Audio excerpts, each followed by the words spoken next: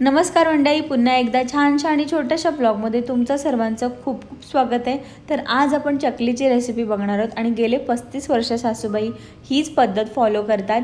So नक्की video शेवटपर्यंत बघा आणि नवीन असाल तर आपलं चॅनल नक्की सबस्क्राइब करा। आणि अगदी सोपी आणि सिंपल पद्धत आहे। तर इथे मी मुगाची डाळ 2 वाट्या घेतलेल्या आहेत आणि व्यवस्थित धुवून घेतलेले आहे 2 ते 3 पाण्यामध्ये। व्यवस्थित धुवून घेतल्यानंतर ती आपल्याला कुकरमध्ये शिजवून घ्यायची। ज्याप्रमाणे आपण वरण शिजवून घेतो त्याप्रमाणेच आपल्याला शिजवून घ्यायचे, पण एकदम पातळ सुद्धा करायचं नाही, म्हणजे खूप जास्त पाणी शिजताना टाकायचं नाहीये। तर ही घरची मुगाची डाळ असल्यामुळे थोडी वेगळी दिसते, पण याची टेस्ट खूप छान आहे। तर इथे 2-3 वेळा धुवून घेतलेली आहे मी डाळ आणि ती कुकरमध्ये शिजायला टाकलेली आहे। त्याच्यामध्ये आपल्याला काही गोष्टी टाकायच्यात। तर इथे पाणी टाकताना फक्त आपल्याला वरणासाठी म्हणजे वरणासाठी आपण जी डाळ शिजवून घेतो तसंच टाकायचं आहे, पण एकदम पातळ करायचं नाही आहे। त्यानंतर इथे अर्धा चमचाला थोडंसं कमी मी हिंग टाकलेलं आहे आणि त्याच्यामध्ये आपल्याला हळदसुद्धा टाकायची आहे। तर इथे मी 2 वाट्यांचं प्रमाण तुम्हाला दाखवते आणि किती चकल्या होतात हे सुद्धा तुम्हाला दिसेल। आणि ही चकली खूपच छान लागते, मला तरी खूप आवडते। ही पद्धत मी फॉलो नव्हती करत, माहेरी वेगळी पद्धत होती, पण ही पद्धत मला पर्सनली खूप आवडली। हिंग टाकल्यानंतर आपल्याला त्याच्यामध्ये टाकायचे हळद आणि हळद आपल्याला अर्धा चमचा टाकायचे। बाकी आपल्याला डाळ शिजताना बाकी कोणत्याही गोष्टी टाकायच्या नाही आहेत। तर इथे मी थोडीशी हळदसुद्धा टाकलेली आहे आणि छानपैकी आपल्याला ते शिजवून घ्यायचे। पण त्याच्या आधी आपल्याला कुकरमध्ये अजून एक गोष्ट ठेवायची, ती म्हणजे मी ते छान व्हाईट कलरचं किंवा नॉर्मल जे काही तुमच्याकडे कापड असेल स्वच्छवालं ते कापड घ्यायचं। मी अर्धा किलो मैदा वापरला आणि 2 वाट्या मुगाची डाळ वापरले। तर ह्या अंदाजाप्रमाणे तुम्ही घेऊ शकता। अर्धा किलोला 2 वाट्या मुगाची डाळ, जर 1 किलो करणार असाल तर 4 वाट्या मुगाची डाळ घेऊ शकता। इथे मी अर्धा किलो मैदा घेतला आणि मैदा जो आहे तो सुकाच आपल्याला स्टीम करून घ्यायचा आहे, तो आपल्याला भिजवायचा नाही आहे किंवा त्याच्यामध्ये पाणी वगैरे मिक्स करायचं नाही आहे। तर असं केल्यामुळे काय होतं, जी चकली आहे ती एकदम कुरकुरीत होते आणि खायला पण खूप छान लागते। सो आपण ही पद्धत फॉलो करणार आहोत। कुकरमध्ये खाली मी डाळ शिजत ठेवले, त्याच्यामध्ये हळद आणि हिंग टाकले। त्यानंतर त्याच्यावर छोटंसं भांडं ठेवून त्याच्यावर प्लेट ठेवली आणि ही जी आपण गुठळी बांधलेली आहे मैद्याची ती ठेवलेली आहे आणि 3 ते 4 शिट्ट्या आपल्याला द्यायच्यात। 3 ते 4 शिट्ट्यामध्ये ती डाळ पण शिजते आणि जो मैदा आहे तो पण छानपैकी स्टीम होतो। तर इथे व्यवस्थित आपली डाळ शिजलेली आहे आणि थंड झाल्यावरती आपण ते काढू शकतो।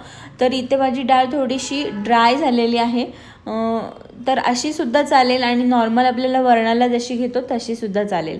त्यानंतर जो मैदा आहे त्याच्यामध्ये एक व्यवस्थित गोष्ट करायची आहे की तो मैदा जो आहे तो आपल्याला व्यवस्थित सॉफ्ट करून घ्यायचा आहे। आता तो कडक झालेला असतो थोडाफार, तर तो आपल्याला फोडून घ्यायचा आहे, म्हणजे इतका पण कडक होत नाही, हाताने फुटला जातो, तर हाताने आपल्याला तो व्यवस्थित फोडून घ्यायचा आहे। त्यानंतर आपल्याला त्या चकलीमध्ये काही गोष्टी टाकायच्यात, जसं की ओवा आणि जिरं। तसंच ना मी टाकणार आहे, थोडंसं ग्राइंड करून टाकायचं किंवा थोडंसं वाटून टाकायचं, त्याने चकलीला छान फ्लेवर येतो। तर इथे मी 1.5 चमचा ओवा टाकलेला आहे आणि 2 चमचे जिरं टाकलेलं आहे। तर इथे ते थोडंसं म्हणजे एकदाच फक्त ग्राइंड करून घेणार आहे मी, जास्त पण पेस्ट करायची नाही आहे। त्यानंतर आपल्याला जो मैदा आहे तो व्यवस्थित फोडून घ्यायचा आहे। सगळ्या त्याच्यामधल्या जेवढ्या काही गाठी आहेत त्या सगळ्या काढून घ्यायच्यात, कारण मग त्या तशाच राहिल्या ना तर त्या आपल्याला चकली करताना प्रॉब्लेम क्रिएट करू शकतात। सो हा जो मैदा आहे तो व्यवस्थित आपल्याला सॉफ्ट करून घ्यायचा हाताने, एकदम त्याचं जसं पीठ होतं तसंच पीठ करून घ्यायचं आहे। त्यानंतर त्याच्यामध्ये आपण ही उकडलेली मुगाची डाळ टाकायची आणि काही गोष्टी टाकायच्यात। अगदी घरात असलेल्या सामानापासून ही आपली चकली तयार होते। इथे मी 2 चमचे लाल तिखट टाकलेलं आहे, 1 चमचा हळद टाकलेली आहे आणि त्यानंतर आपण जे जिरं आणि ओवा मस्तपैकी ग्राइंड करून घेतला आहे त्याचं मिश्रण आपल्याला त्याच्यामध्ये टाकायचं आहे। चवीपुरतं मीठ टाकायचं आहे आणि मस्तपैकी आपल्याला हे खूप व्यवस्थित मिक्स करून घ्यायचं आहे। पाण्याचा वापर आत्ता आपल्याला बिलकुल करायचा नाही आहे, पाणी आपल्याला नंतर वापरायचं आहे। आता जेवढं होईल, जेवढं ते पीठ डाळीमध्ये शोषून घेता येईल तेवढं घेण्याचा प्रयत्न करायचा आहे। ते फक्त डाळीमध्ये जेवढं काही पाणी आहे त्या पाण्यामध्येच पहिले आपल्याला व्यवस्थित मिक्स करून घ्यायचं आहे। आणि आपल्याला तसंही पाण्याची गरज लागत नाही, पण एकदम पण जाड जर पीठ झालं असं वाटलं तरच आपण पाण्याचा वापर करायचा आहे, कारण एकदम पण जर पातळ पीठ मळलं तर चकली एकदम कडक होईल आणि एकदमच जाड पीठ झालं तर चकली करताना प्रॉब्लेम होऊ शकतो। सो इथे आधी आपण पाणी न वापरता असं पीठ मळलं आहे. आता आपल्याला त्याच्यामध्ये थोडंसं पाणी टाकून मस्तपैकी स्मॅश करून घ्यायचं आहे, एकदम सॉफ्ट करून घ्यायचं आहे. ते थोडंसं जास्त जोर देऊन मळावं लागतं, पण व्यवस्थित जर पीठ मळलं असेल ना तर चकली एकदम भारी होते. तुम्ही खरंच या पद्धतीने चकली करून बघा, तुम्हाला खरंच ही पद्धत पण आवडेल आणि ह्या पद्धतीने जी चकली होते ना तीसुद्धा आवडेल. तर इथे मी व्यवस्थित जेवढा प्रेशर देता येईल तेवढा प्रेशर देऊन मस्तपैकी पीठ मळलेलं आहे आणि मी तुम्हाला दाखवते की आपल्याला त्याची कन्सिस्टन्सी कशी पाहिजे. तर इथे बघू शकता एकदम सॉफ्ट पीठ झालेलं आहे. आता आपली चकली एकदम आरामात होऊ शकते. तर इथे हे जे आमच्याकडे चकलीचं भांडं आहे चकली करण्याचं, तर कोणतेही वापरू शकतो, आपल्याकडे जे काय अवेलेबल असेल. तर आमच्याकडे हे आहे. त्याला मी छान तेल लावून घेतलं जेणेकरून आपल्याला चकली करताना प्रॉब्लेम नाही येणार, पीठ वगैरे लागून अडकून नाही राहणार.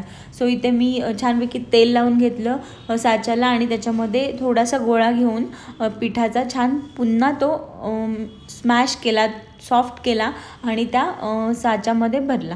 आणि पीठ जर व्यवस्थित मळलं गेलं असेल तर चकली एकदम व्यवस्थित होते. तर तुम्ही बघू शकता आपल्याला जास्त टेन्शन घ्यायची गरजच लागत नाही जेव्हा पीठ व्यवस्थित मळलेलं असेल तर. आणि थोडंसं जिरं आणि ओवा ग्राइंड केला ना की तो अडकतसुद्धा नाही. सो इथे मस्तपैकी आपली चकली तयार होती आहे. त्याला जास्त मेहनत घ्यायची गरज पण लागत नाही, तुम्ही बघू शकता. आणि अर्धा किलोच्या मैद्यामध्ये आणि 2 वाटी मुगाच्या डाळीमध्ये भरपूर चकल्या होतात. तर इथे पीठ व्यवस्थित मळल्यामुळे आपल्या चकल्या पण व्यवस्थित साच्यातून निघतात, म्हणजे जास्त आपल्याला प्रेशर द्यायची गरज लागत नाही आहे त्या साच्यावरती. तर अशा पद्धतीने मी छानपैकी चकल्या आहेत त्या काढून घेतल्या. आणि आता छान तळताना एक टीप फक्त लक्षात ठेवायची, ती नक्की बघा तुम्ही की ती काय टीप आहे. तर इथे मी पहिले तुम्हाला 4 ज्या चकल्या आहेत त्या तळून दाखवते. तर आपल्याला चकली नेहमी मीडियम गॅसवरतीच तळायचे.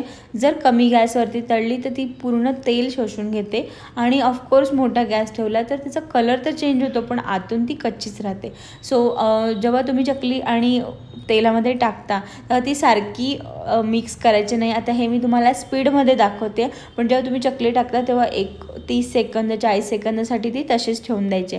व्यवस्थित त्याचा थोडासा कलर चेंज होईपर्यंत आपल्याला तळून घ्यायचे मीडियम फ्लेमवरती. तर इथे बघू शकता चकली छानपैकी आपली तळली जाते आणि अशाच आम्ही सगळ्या चकल्या करून घेतल्या. आणि पुढे काही 1-2 मस्तपैकी आयडियासुद्धा त्यासुद्धा तुम्ही वापरल्यात तर तुमचं कामसुद्धा लवकर होईल. तर त्या कोणत्या आहेत त्यासुद्धा बघा. तर इथे अशा पद्धतीने बाकीच्या चकल्यासुद्धा आम्ही करून घेतल्या आणि अर्धा किलो मैदा आणि 2 वाट्या मुगाच्या डाळीमध्ये इनफ चकल्या होतात. पण तुम्हाला जास्त क्वांटिटी पाहिजे असेल तर तुम्ही जास्तसुद्धा करू शकता. चकली करताना आपण मोठा पेपर घेतो आणि त्याच्यावरती खूप साऱ्या चकल्या करतो आणि त्या जेव्हा आपण काढतो आणि तेलामध्ये टाकायला जातो तेव्हा चकली तुटते. तर असं न करता काय करायचं, पेपरचे छोटे छोटे तुकडे करायचे आणि त्याच्यावरती चकली काढायची जेणेकरून ती टाकायला पण इझी जाते आणि तुटतसुद्धा नाही. तर ही टिप पण तुम्ही नक्की लक्षात ठेवा जेणेकरून चकली तुटणार नाही. त्यानंतर चकली जेव्हा आपण तळतो त्याला इनफ म्हणजे टाईम लागतो, असं नाही आहे की ती लगेच उलटायला लागते वगैरे. सो तुम्ही एका टायमाला 2 कढया ठेवूनसुद्धा चकली करू शकता. तर अशाच पद्धतीने आम्हीसुद्धा 2 कढया ठेवून सगळ्या चकल्या अगदी अर्धा पाऊण तासामध्ये केलासुद्धा. दोघींनी केला, त्यांनी सासूबाईंनी मला मदत केली आणि आमच्या चकल्या अगदी अर्धा पाऊण तासात सगळं रेडीसुद्धा झालं. अगदी पीठ मळण्यापासून चकली तळण्यापासून सगळ्या गोष्टी झाल्या.